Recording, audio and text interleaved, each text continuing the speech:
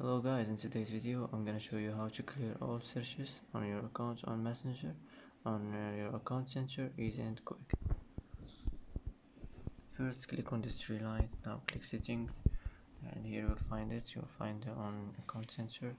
Click personal details, and now click your information and permissions. Here you'll find search history, click on it, and now just click clear all search history.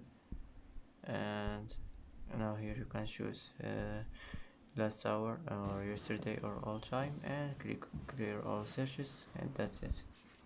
And that's it for today's video. If you like this video, don't forget to like and don't forget to subscribe.